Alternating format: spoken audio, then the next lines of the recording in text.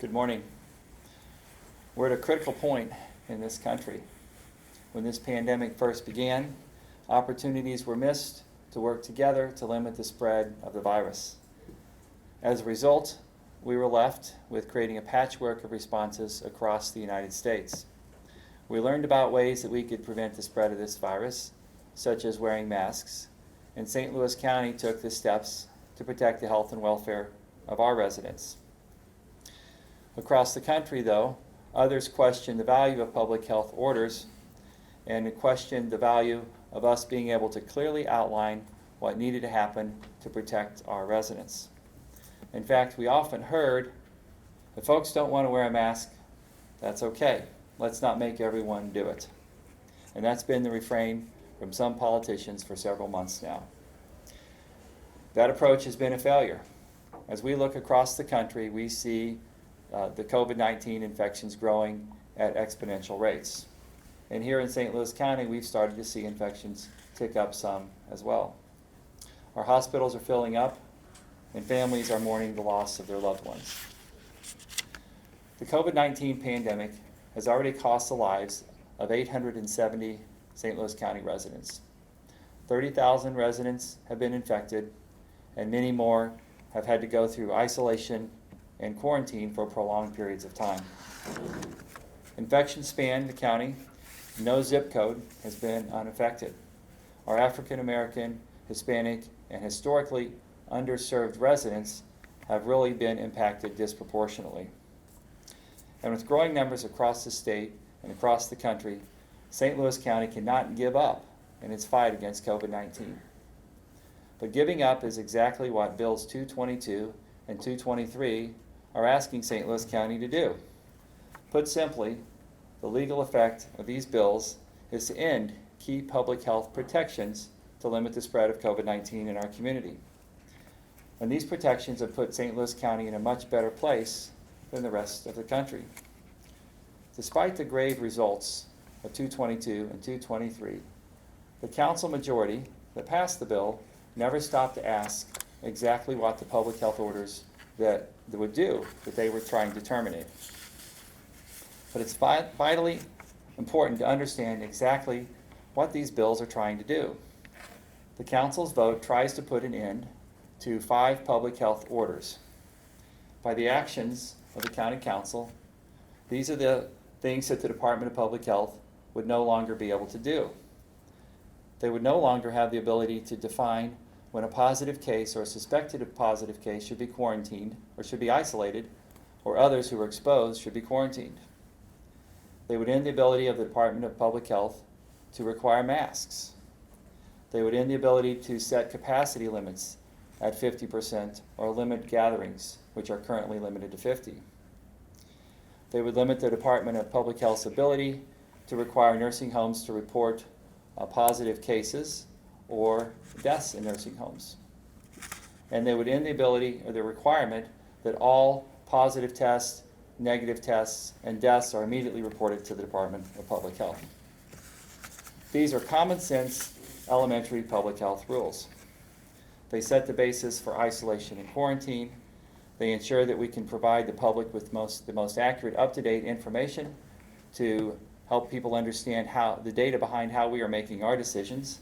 They protect our grandparents, they protect our children in schools, and they protect our frontline workers. But without even knowing what orders were being terminated, the council majority tried to wrest control of crafting public health orders from public health officials and take it for themselves, where the lives of those who are struggling with COVID-19 could be tossed around like a political football. But public health decisions should be made by public health experts. They shouldn't be political. Taking steps to protect human life during a pandemic shouldn't be political. Designing protections to make sure that our economy can rebound after a pandemic shouldn't be political. In addition to thousands of residents who have voiced their concerns about these bills and expressed their opposition, organizations representing frontline workers, the medical community, and others have expressed opposition to lifting these public health orders.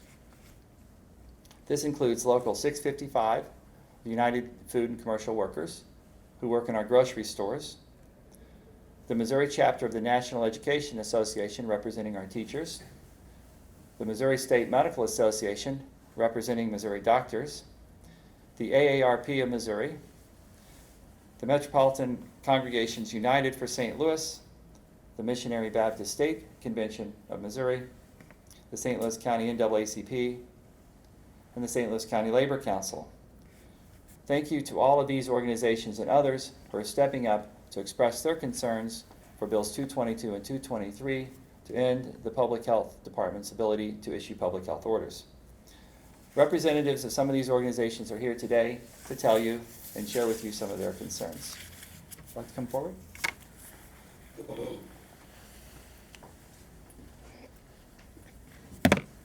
Good morning. My name is Lamia Terrell, and I have been an employee at Snooks for over 3 years. Since the COVID pandemic began, I have been an essential worker serving my community on the front lines. Workers like me benefit from public health orders like the mask mandate. These orders keep workers and our community safe. County Council Bills 220, 222, and 223 could put those public health orders at risk. Public health orders should not be subjected to political fights. We should trust experts above all else when dealing with a health crisis. I want to thank the St. Louis County Council Public Health Department for what they have done to protect workers like myself. I want to thank County Executive Dr. Sam Page for standing against these bills, and I would like to thank the other elected officials who have fought to protect the public health. I would urge all elected officials to allow the experts to guide us during this pandemic and keep politics out of these serious matters. Thank you all for your time. Thank you. Thanks. Bishop?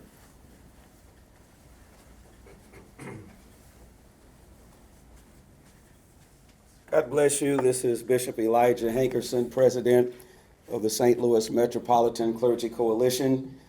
Standing with me is Reverend Chuck Norris, who serves as the first Vice President of the coalition as well.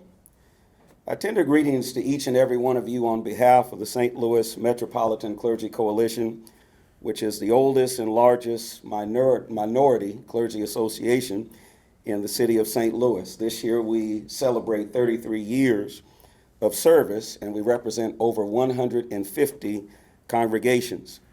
In the Church of God in Christ, which is the largest Black Pentecostal denomination in America, I serve as a jurisdictional bishop overseeing 60 congregations in the area. Both groups are comprised of thousands of congregants, of whom we tend to the spiritual needs. However, we are also concerned with the health and safety of such a vast number of people. As people of faith, it was our prayer that the St. Louis County Council would have done the right thing by placing the safety of our citizens above politics and vote down Bills 222 and 223.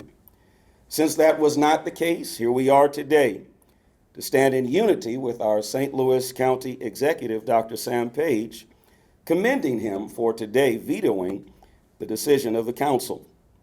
I would like to say to the public that this virus is not a hoax. Our beloved former first vice president of the St. Louis Metropolitan Clergy Coalition, the Reverend Carl Smith, also a colleague of mine in the Church of God in Christ, my own uncle, all of these individuals have passed away from the coronavirus. My father was recently at the point of death with the coronavirus, but thank God that he has survived.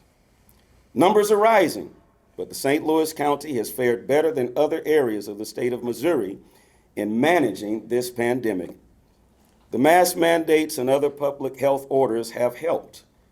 Although the orders may not be as comfortable as we would desire for them to be, they are for our health and for our safety. Therefore, let all of us unite and trust God and heed the advice of the health officials and the orders that will save our lives. We say follow the rules and obey the laws. Well, let us not try to change what is inconvenient for us. One day soon, we will put all of this behind us and we'll be able to share the phrase, which is the theme of my life. Every time I turn around, God is blessing me. God bless you.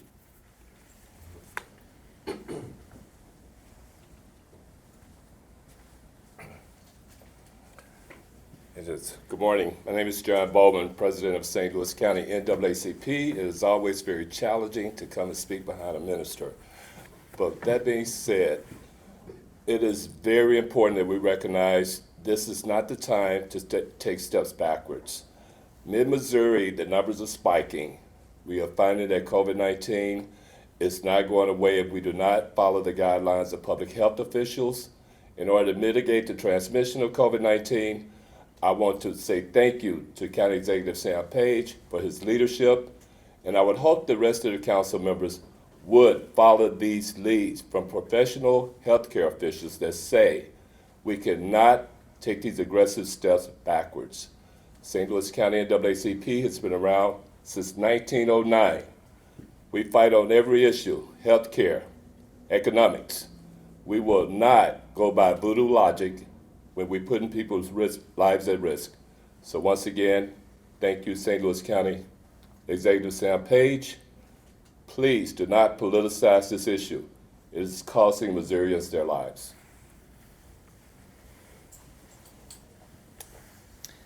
Thank you, John. In our nation right now, we see many who outright refuse to believe in science. And indeed, we have some on our county council who trust politics more than science. But I don't. I trust science. And I trust our public health experts to craft orders to protect our lives and to try and reduce the transmission of infections in our community. These bills, 222 and 223, entertain the false notion that our public health experts are driven by politics. And we should be motivated by politics instead of science when trying to determine how to protect the lives of everyone in our community. And these dangerous ideas that politicians are more reliable sources for public health decisions are taking our community in the wrong direction. In addition to being bad policy, bills number 222 and 223 violate Missouri state law and the St. Louis County Charter. Missouri law provides that the local public health authority, not the local legislative body, may take certain actions to prevent an outbreak of infections, contagious, communicable, or dangerous diseases. State law even makes it a crime for the Director of Health not to issue orders enforcing these laws. And therefore, the Director of Public Health not only has the legal authority, but also has the obligation to take necessary steps and to create necessary rules within state law to protect all of us and to limit the spread of COVID-19 in our community. The Director of Public Health has this authority, not the County Council, and thankfully so. The Director of Public Authority has used this rule, this law, to protect nearly 1 million residents of St. Louis County, despite immense political pressure provided by those who would try and provide political stunts instead of thoughtfully implement common sense public health safety measures. The Charter also authorizes the Public Health Director to ensure the effective enforcement of all best practices related to public health, to manage and control the treatment of diseases, and to respond to the epidemic and make sure that all the resources are available and all the programs are available to protect public health. Bills 222 and 223 would endanger the public health. It would cripple the Department of Public Health's ability to know how the pandemic is affecting everyone in our community, our residents, and would further contribute to healthcare disparities and vulnerabilities of many residents of St. Louis County. This bill strips protections for essential workers, it undermines the public's trust in public health, and it violates state law and the St. Louis County Charter. And that's why this morning I'm vetoing bills number 222 and 223. Downplaying the virus and questioning the decisions of public health officials is irresponsible and encourages irresponsible behavior. And I will not allow the health and safety of everyone in St. Louis County to be jeopardized by political shenanigans.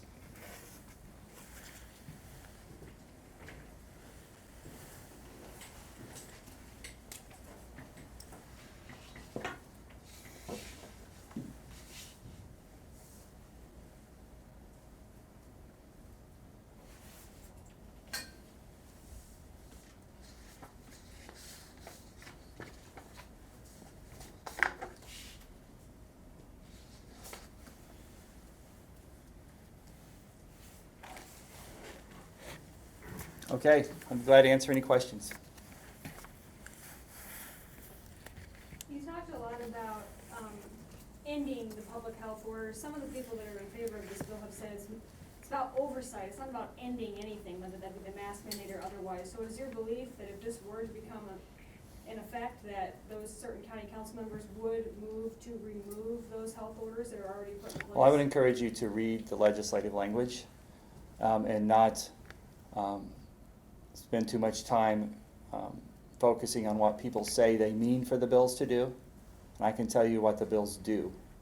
And what the bills do is it eliminates all the public health orders unless the county council, the legislative body, that's not empowered by state law and not empowered by the county charter, unless the county council decides to do something differently. And right now, we haven't seen any legislation from the county council to do anything differently, and they don't have the authority under state law or the county charter to do it anyway. So I would encourage you to look at the legislative language and see what these bills actually do, and not what the folks that sponsored them say they meant for them to do, because they do something very differently, and it's very, very clear what these bills do. It's very dangerous to end these public health orders, to make public health orders a political football, and to stop the ability of the public health department to collect information about positive test results, to stop our ability to isolate people who have COVID-19, to stop our ability to quarantine, to stop our ability to monitor what's happening in nursing homes. These bills were not very well thought through, and they don't do what the proponents of these bills claim that they mean for them to do. The effect of these bills is very different and it's very dangerous.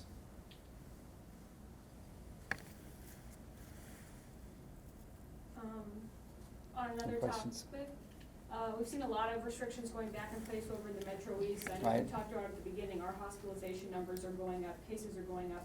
Anything on the horizon for us as it relates to St. Louis County when we talk about restrictions, occupancy? Well, I hope that the sacrifices we've made early on will protect us from further restrictions. St. Louis County is in much better shape than the rest of the state in many places in the country. The positivity rate is much higher in the Metro East, but ours is going up in St. Louis County, although we've made these tough decisions. We don't live in isolation. We do interact with other parts of the state and other parts of the country. But I do hope that we don't have to have any more restrictions, but hospitalizations are going up. We saw the hospital admissions number skyrocket last week. We've heard from Dr. Garza in the Pandemic Task Force that they're very concerned about hospital admissions. These are predominantly from other parts of the state, or at least in a large part from other parts of the state, where their hospitals have reached capacity because they made very different decisions in public health restrictions. Now, we're going to help take care of people from all over Missouri because that's what we do in St. Louis. We will continue to do that. But we have to recognize that our hospital capacity is being limited, our healthcare workers are being stressed and stretched, and infections are starting to tick up in St. Louis County as well. We need to double down on watching our public health orders. We need to double down on masking, social distancing, limits of gatherings, and we need to take this seriously. If we follow our public health restrictions, if we follow our orders, if we follow our masking orders, then we will get through this. And I hope we can get through it without any further restrictions, but we're going to be watching these numbers very closely.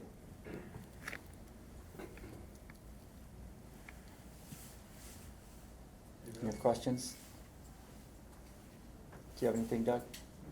I do want to get some photos afterwards. Okay, great. Thanks, everyone. All right, thank you. Thank you.